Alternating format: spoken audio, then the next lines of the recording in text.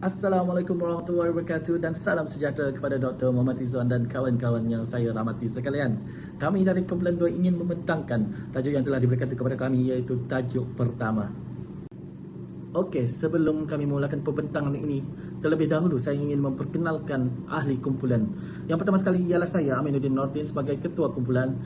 Seterusnya ialah saudari Putri Nur Pazrin. Seterusnya saudara Muhammad Asraf, saudara Muhammad Azad, dan akhir sekali ialah saudara Maxwell Yong. Pengenalan, sebagai guru, kita bukan hanya mengajar tetapi juga perlu faham cara murid berfikir dan belajar. Setiap murid berbeza, jadi penting untuk kita tahu asas psikologi pendidikan. Dengan memahami bagaimana murid berkembang dan termotivasi, kita boleh sesuaikan pengajaran agar lebih berkesan. Oleh itu, perbincangan ini akan menunjukkan bagaimana teori psikologi menyumbang kepada peningkatan dan profesionalisme keguruan. Okey, seterusnya ialah teori kognitif. Teori kognitif ini sangat penting dalam proses pengajaran dan pembelajaran. Hal ini kerana ia akan menekankan peranan proses mental seperti pemikiran, ingatan dan penyelesaian masalah dalam pembentukan pengetahuan dan perubahan tingkah laku pelajar. Untuk kepentingan mempelajari teori kognitif ini bagi guru ialah yang pertama sekali untuk memahami proses pelajar berfikir. Menurut teori kognitif, pembelajaran adalah aktiviti mental seperti berfikir, mengingat dan membuat penyelesaian masalah.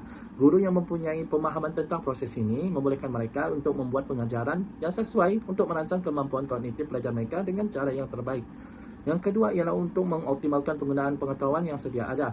Guru boleh membantu pelajar menghubungkan maklumat baru dengan pengetahuan atau pengalaman yang telah mereka pelajari sebelum ini. Hal ini akan membantu pelajar mengingat dan memahami bahan pelajaran dengan lebih baik.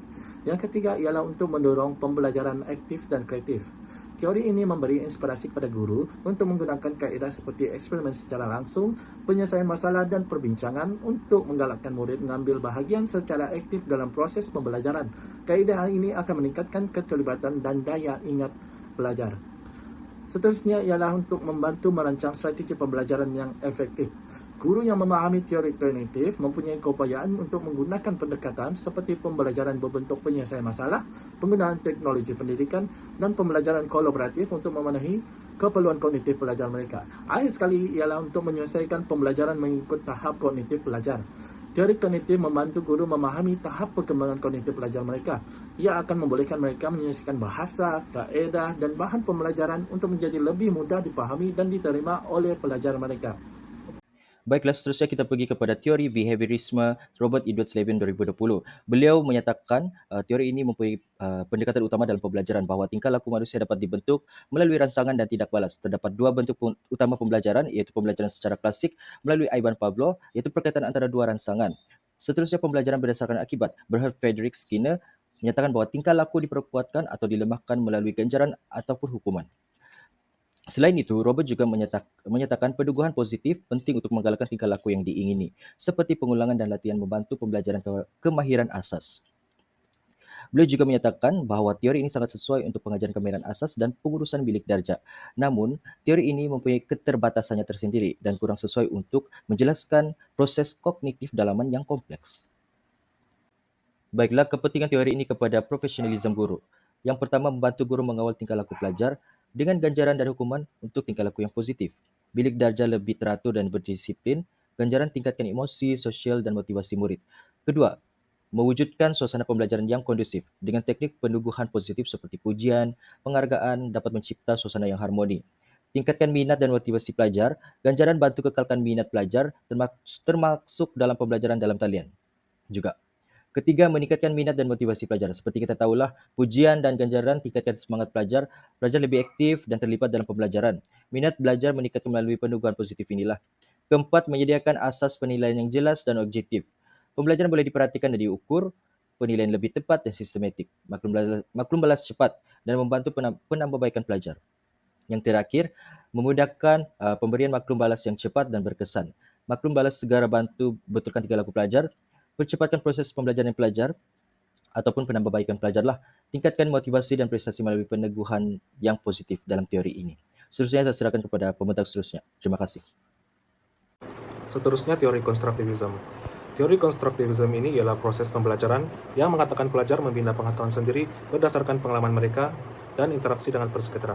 Selain itu, teori ini juga menerangkan cara murid menyesuaikan semua maklumat baru yang diperolehi dengan pengalaman sedia ada untuk menghasilkan pengetahuan yang baru. Kepentingan teori konstruktivisme ini kepada guru ialah pelajar dapat mencapai tahap kepahaman yang lebih tinggi, di mana guru dapat mengajar pelajar dengan lebih efektif dengan menggunakan konsep zon perkembangan proksimal ZPD dan scaffolding. Pelajar akan lebih paham dengan bantuan guru ataupun rekan sebaya.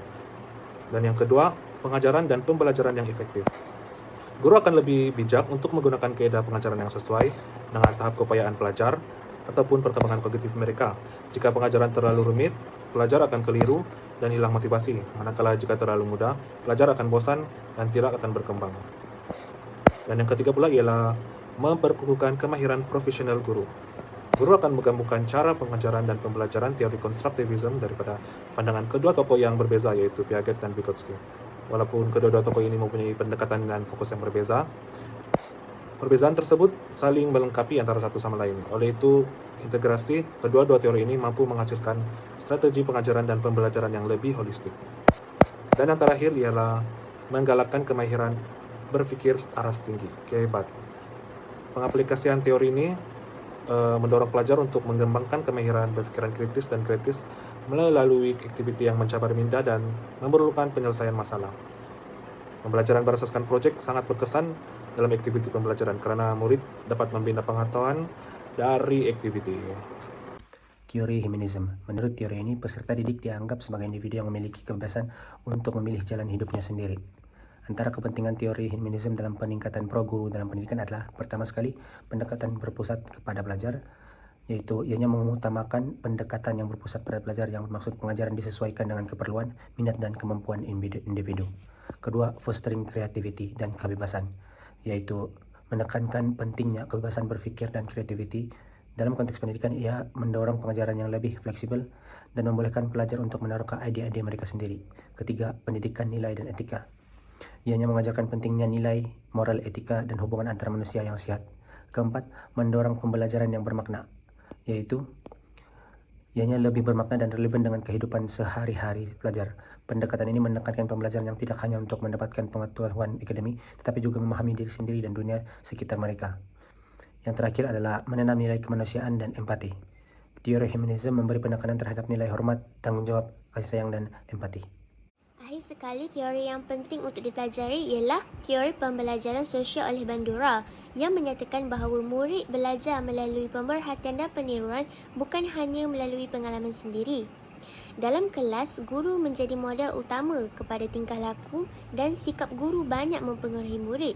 Teori ini membantu untuk memahami tingkah laku murid dengan lebih baik, gunakan strategi pengajaran seperti demonstrasi dan lakonan, bentuk nilai positif dalam kalangan murid dan buat refleksi untuk tingkatkan amalan mengajar.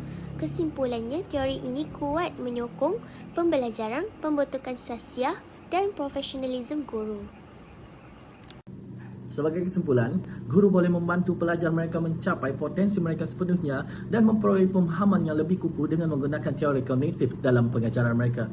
Sebagai manusia dengan otak yang dicipta untuk berfikir, kita sepatutnya dapat memaksimumkan lagi penggunaan minda kita untuk menjadi seorang pemikir yang aktif. Sekian, itu saja pembentangan kami daripada kumpulan 2. Terima kasih.